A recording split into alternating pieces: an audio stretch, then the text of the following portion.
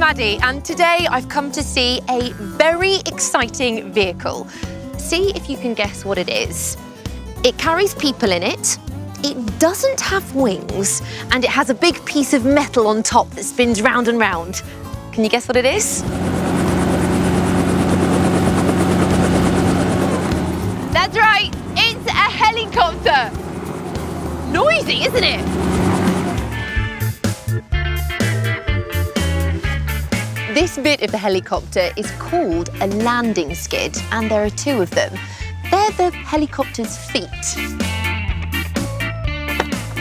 This bit at the front is where the pilot sits to fly the helicopter. It's called the cockpit. And then this long part at the back of the helicopter is called the tail boom, and at the end of it is the tail rotor. This spins round and round when the helicopter flies, just like the big rotor at the top.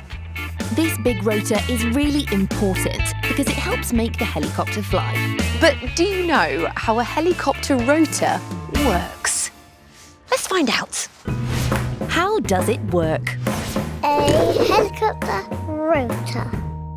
To get a closer look at the rotor at the top of the helicopter, I'm going to use my special camera. So here we go. Let's move it right to the top. This part in the middle, that is called the rotor disc. And then these two long metal things coming out of the sides are called the rotor blades. The rotor disc has lots of metal parts, doesn't it?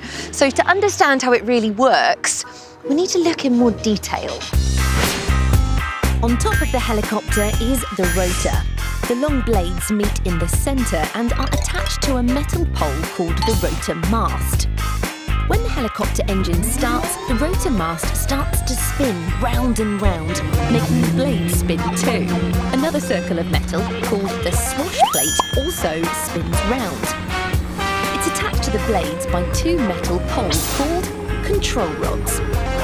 These rods are connected to controls inside the helicopter cockpit. To make the helicopter take off, the pilot moves a lever upwards. This moves the control rods in the rotor, which makes the blades move. When the blades are in the right position, they push the air downwards, and this allows the helicopter to lift up into the air. The pilot pushes another lever to make the rotor tilt up at the back, and this makes the helicopter go forwards. To go backwards, the pilot pulls the lever back, which tips the rotor up at the front, so the helicopter goes backwards.